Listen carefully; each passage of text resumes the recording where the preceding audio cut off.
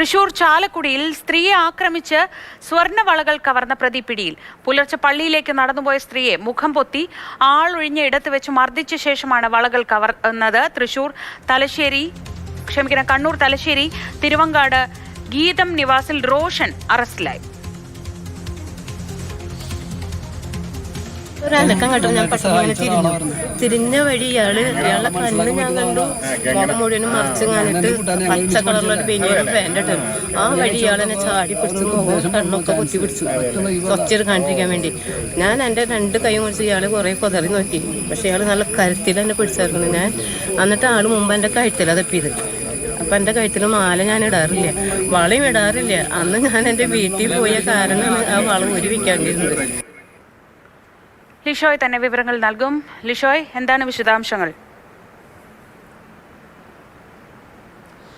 ഈ ചാലക്കുടിയിൽ വെച്ചാണ് ഈ സംഭവം ഉണ്ടാകുന്നത്. സംഭവം നടന്നത് ഈ കഴിഞ്ഞ 30-ാം തീയതി പുലർച്ചെ 5:15 കൂടിയാണ് നടന്നത്. ഈ പള്ളിയിലേക്ക് ഈ സ്ത്രീ പോവുകയായിരുന്നു.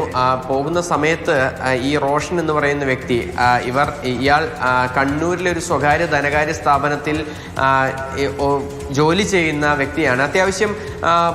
അത്യാവശ്യം വിദ്യാഭ്യാസവും അതുപോലെ തന്നെ കൃത്യമായ ജോലിയും ഒക്കെ തന്നെ ഉള്ള ആളാണ്. പക്ഷേ അതേസമയം തന്നെ ഇയാൾ ആർഭാട ജീവിതം നയിക്കുന്ന ഒരു വ്യക്തിയായിരുന്നു. അങ്ങനെ ഒരുപാട് കടം ഉണ്ടായി. ആ കടം വീട്ടുന്നതിന് വേണ്ടിയാണ് മോഷ്ടിക്കാൻ ഇറങ്ങിയതെന്നാണ് ഇയാൾ പോലീസിനോട് നൽകിയിരിക്കുന്ന മൊഴി.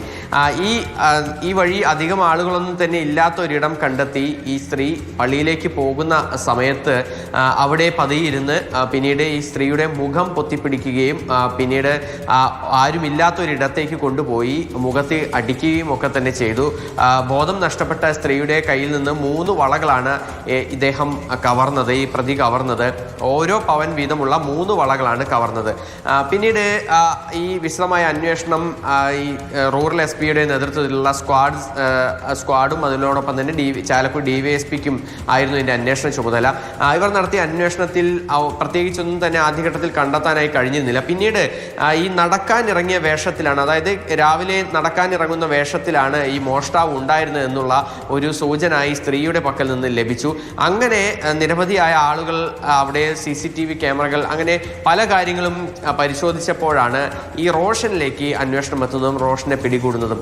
റോഷൻ 3 ഇടങ്ങളിലായാണ് ഈ വളകൾ, അതായത് കേരളത്തിൻ്റെ പല സ്ഥലങ്ങളിലായി തിരുവനന്തപുരം മുതൽ കണ്ണൂർ വരെയുള്ള ഇടങ്ങളിൽ 3 ഇടങ്ങളിലായാണ് ഈ 3 സ്വർണ്ണവളകളും ഇയാൾ വിറ്റിരുന്നത്. അപ്പോൾ ആ സ്ഥലങ്ങളിൽ നിന്നൊക്കെ തന്നെയുള്ള വിവരങ്ങൾ ഉൾപ്പെടെയുള്ളവ ശേഖരിക്കുകയും ചെയ്തു. അതായത് ആർഭാട ജീവിതം നയിക്കുന്നതിന് വേണ്ടി യുവാവ് മോഷണത്തിനിറങ്ങുകയാണ് ഉണ്ടായത്. ആ പ്രതിയാണ് ഇപ്പോൾ പിടിയിലായിരിക്കുന്നത്. ലിഷോയാണ് വിവരങ്ങൾ നൽകിയത്.